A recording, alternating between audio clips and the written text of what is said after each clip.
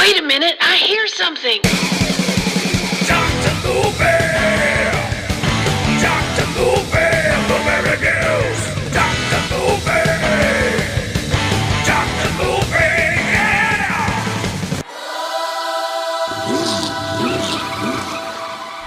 What's going on, everybody? Welcome back to the greatest podcast on wheels, in my opinion. I mean, there's probably better shows, but I don't listen to them, so how would I know? Right? It's Dr. Movie time, and we're talking about another body swapping. I'm talking about body swapping movies. Specifically 80s body swapping movies. So, we've talked about Like Father, Like Son, and now I'm doing vice versa. Oh, by the way, I made a comment on that episode about why there was all of a sudden an explosion of these kind of movies in this time period. And I said, I guess Big had gotten so popular, you remember the movie Big with Tom Hanks, that everybody was trying to scramble and find their own version. Well, I was wrong, because Like Father, Like Son, the last episode with Dudley Moore and whatever his face is, Kirk Cameron, actually came out about a year before Big came out. So go figure. Who knows? Maybe there was just a lot of scripts going around, screenplays, I think that's what I was trying to think of, that dabbled in the same kind of ideas, and here we are, right? So this one's from 1988, same year as Big, vice versa. And I've always liked this one. As a matter of fact, that's probably what led me to want to do these movies, because I wanted to revisit this one. I've always liked this one. As strange it is, and as much as I like Dudley Moore and Kirk Cameron for the parts that they played, the acting of these two in this movie, I think, is so much better. And I don't know, it just works for me. I guess because there's a bigger age difference. You know, in this movie, the boy's about 11 years old, so we'll get into that as we go along. But yeah, 1988, comedy fantasy, as they like to call it. Synopsis is way too long for me to read. Let's see what this one says. It's taking its sweet time. It says, wait a minute, I got a car pulling out in front of me here. Get out the way, you crazy people. Okay, it says, divorce executive Marshall and his 11-year-old son Charlie casually touch a magical Tibetan skull, releasing a mysterious power that transfers Marshall's mind into Charles's body and vice versa. Yeah, that's pretty much it. It's the same story, except instead of it being an elixir, it's I even made this comment, I think, in that last episode too, about it being a skull. It's this weird, looks like a piece of very dark artwork, where somebody's taken, looks like a human skull, and done some nice metal work on it, mounted it upside down, like on a tripod of some kind. So it's supposed to be some sort of artwork, decor, but it's so much more. Who we got in this movie? Well, we got Judge Reinhold playing Marshall. As many movies I like that he's in, I kind of gravitate towards this one. I guess because he's playing the two roles, right? Because he's the very stark and bland character that works in a huge department store, almost like a mall, and very stern. Doesn't spend any time with his family or his kids. Well, you don't have a family. You got a divorce because business came first, right? Same story as Like Father, Like Son. And we got Fred Savage playing the son. And, you know, as much as I'm impressed with Judge Reinhold's role in this, Fred Savage carries this movie because he has to be the dad through the majority of it, and it works. This one's a little more kid-friendly, I guess you'd say. You got his girlfriend, Corinne Bohr, that's in this. She's in a lot of stuff.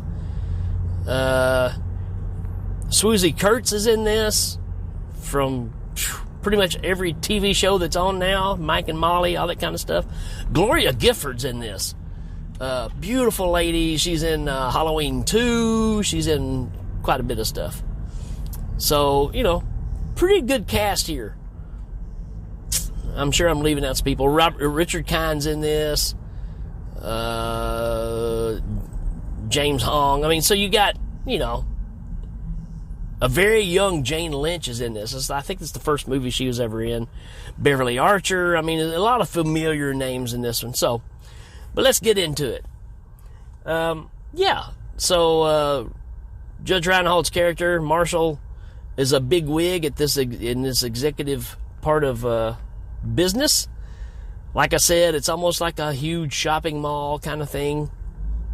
It feels like a Sears or something like that. It's big. And when I say Sears, I mean like Sears back in the 80s. I mean, or a Marshall's, or you know, something where there's 2 stories in a building and you have to take an escalator to get from one part of the business to the other, right? He's overseas. He's looking at some new artwork or dishware or whatever to carry for the store. He's kind of got his hands dabbling in a lot of different things for the company. He's on his way up, right? And he makes an agreement with these people about getting this stuff, and he gets his hands on this skull, which Swoozie, her character, isn't too fond of him taking it, but it's supposed to work out some kind of deal later on, some money involved. Well, he brings it home. It ends up getting set on a shelf or whatever. Then his Marshall's ex-wife is going out of town and needs a place for his son to stay. So he's going to stay with his dad, and that's never a pleasant thing. There's no cordial relationship here with the exes or the kid. It's just kind of dry, right? So, and he's, you know, Fred Savage's character, he is a typical 11 years old. Carries a frog around in his pocket, you know, everywhere he goes, it's his buddy. He's into hard rock. He plays drums. You know, just a kind of a typical kid. He's kind of a nobody at school.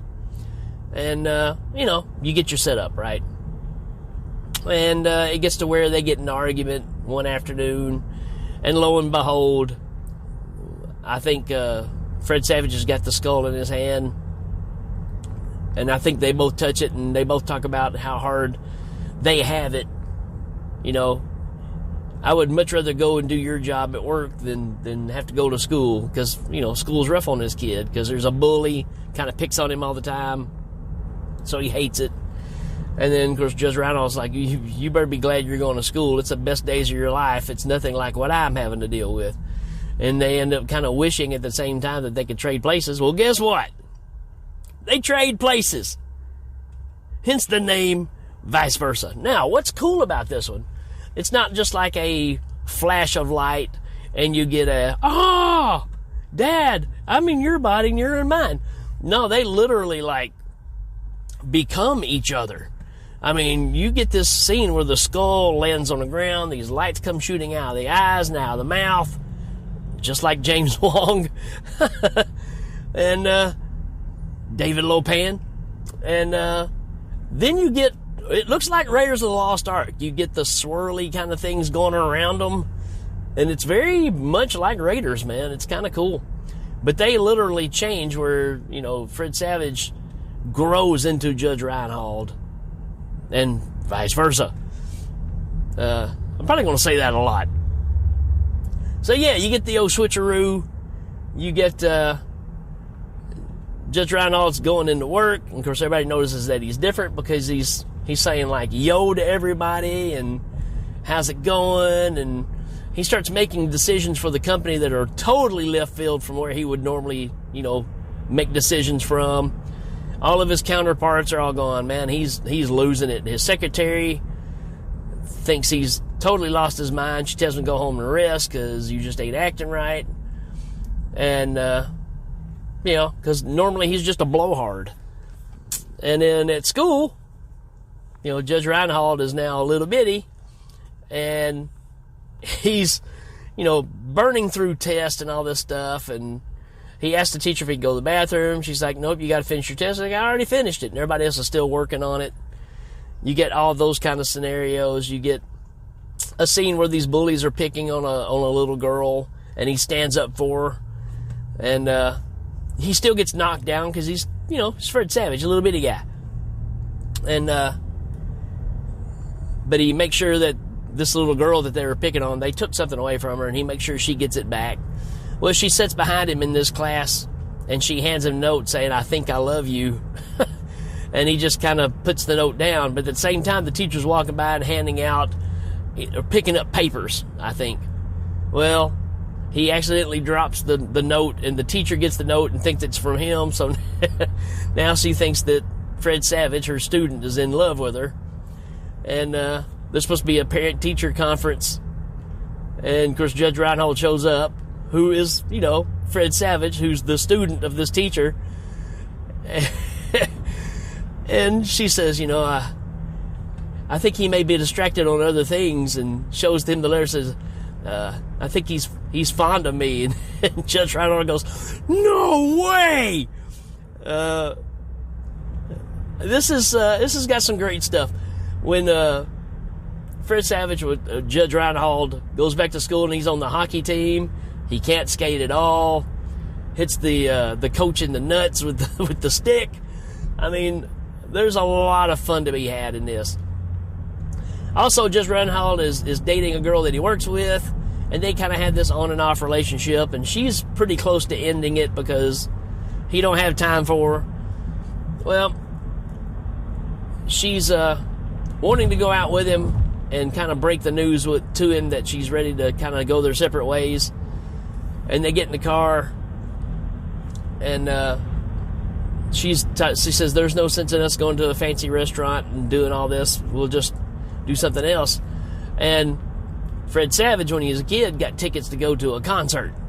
Just like Father Like Son. Almost the same thing. Different band, though.